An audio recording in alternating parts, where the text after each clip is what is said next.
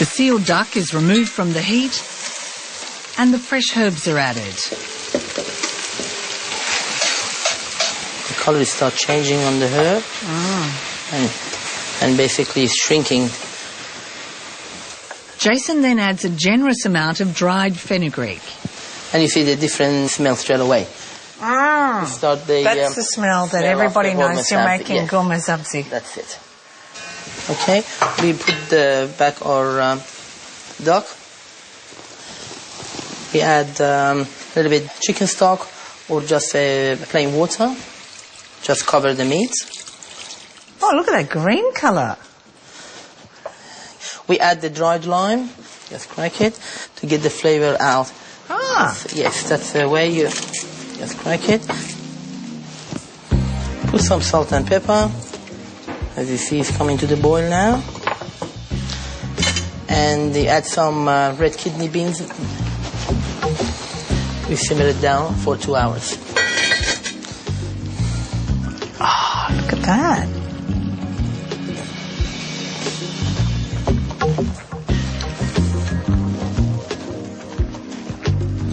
That is so worth waiting for.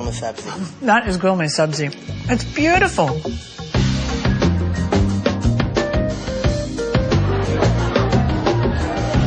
Across Iran, there's a dish said to be able to sustain workers through a long day. A dish that's also incredibly delicious. It's called dizi, and it's traditionally served in tea houses. Restaurateur Kami Shapari serves it every Sunday and says it's now popular in Australia with younger Iranians. This is the name of this container. It used to be the laborer's meal. It's a very filling and very high-calorie meal. You have practically everything in it. 2 different kind of beans, meat, you have potato, and you have lots of fat. We don't use as much fat as we use it in Iran. Yeah. Here, we have to have a little piece of fat in it, animal fat in it, to give it a flavor. But we don't use as much.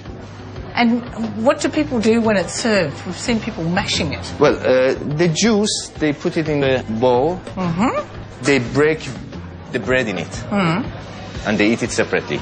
And whatever is left in it, they smash it in the dizi and they eat it with bread. Sounds like so much fun. So this is the time when, you know, your mother said you shouldn't play with your food. This is the time when you can. They play with the food. Yeah. That's all the fun about it. That's why it's popular amongst the youngsters now.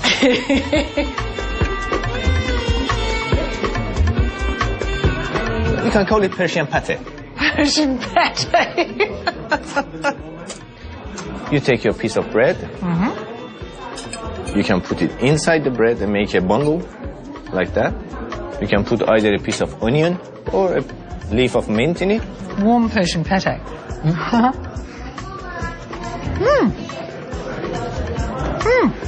Very nice.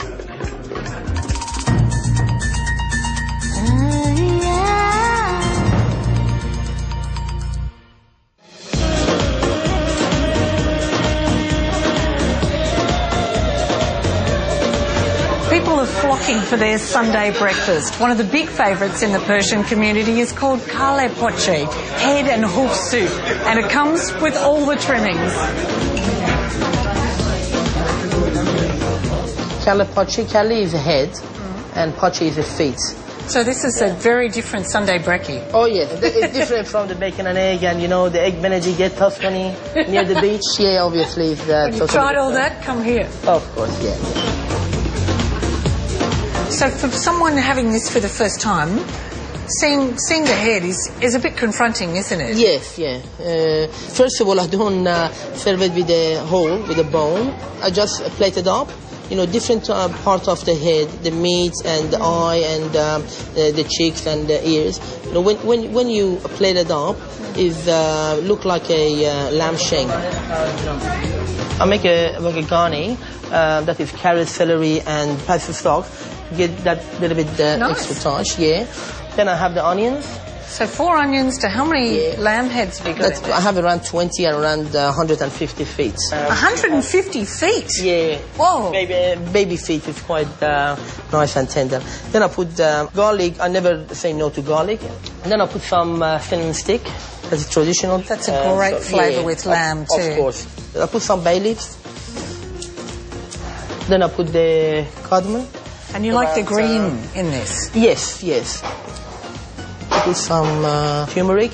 When it's cooked, it gives a yummy look with the lamb head and the meat, okay?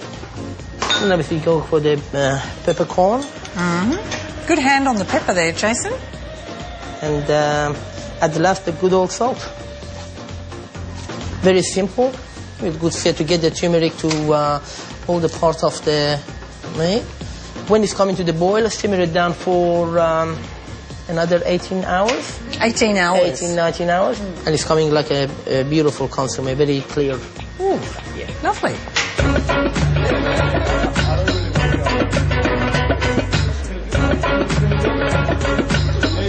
This is more something that older people eat. Children don't eat this, really. It's something that you more acquire as a taste as you get older. So I didn't like this when I was a child at all. It's only in the past couple of years. My brother-in-law introduced me to it, and he brings me here every week. He picks me up.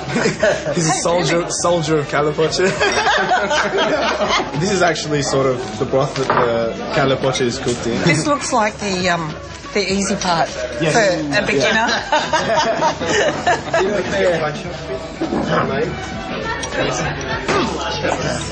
That's good.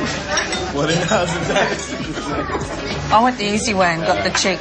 That's probably the best place. That's the best place to start, and that's is it? the most like beef. The taste the most like beef.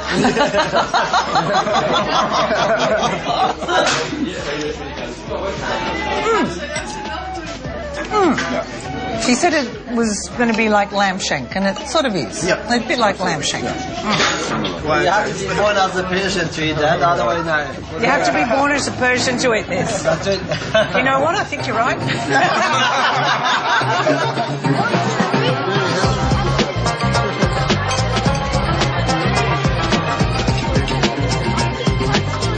Since ancient times, the Persians have used rice not as a side dish, but as the centre of celebrations. Cooking can take hours to make each of the grains just perfect and worthy of the title, The Pearls of Persian Cuisine.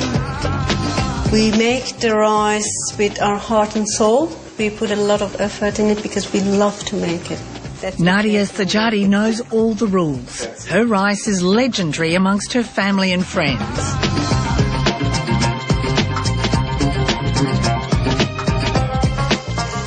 Nadia starts by washing the rice thoroughly and adds rock salt, then leaves it for half an hour before pouring the rice and salty water into the pot with a few drops of oil. You see how they're playing in the water? They're having a lovely time playing in the water. They're having a lovely time in there, aren't they? When the rice is almost cooked, Nadia drains it ready for its second cooking.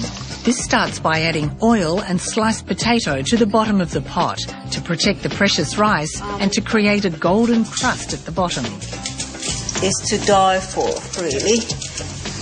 Then she adds the rice, ready for steaming. Once the steam gets in the pot, if we put the lid in there, it takes the steams and traps it in so the steam doesn't go back in the rice. We leave it here for 45 minutes and then we serve it. Nadia then crushes saffron with a little sugar and adds water. The liquid ready to add to flavour the chicken, which is the side dish to the rice. This is cooked with a marinade of crushed garlic, Put in there salt and lemon juice, about 1 tablespoon. with turmeric, Persian mixed spice, chilli powder and black pepper added. It's mixed with water and some of the saffron liquid. Stir it around. Then spooned over the chicken and sliced onion. And covered with foil to cook for an hour. To assemble the pulao, Nadia washes the barberry. Tell me what the flavour of a barberry is like. A bit sweet and sour. Like a cranberry but smaller? Yes. Nadia melts a generous amount of butter and adds the barberries. Needs only a few seconds, really. Otherwise they get burnt and they get discoloured. That's 2 tablespoons of sugar. We just put it in, stir it. A couple of teaspoons of saffron. Okay, that's it. That's ready.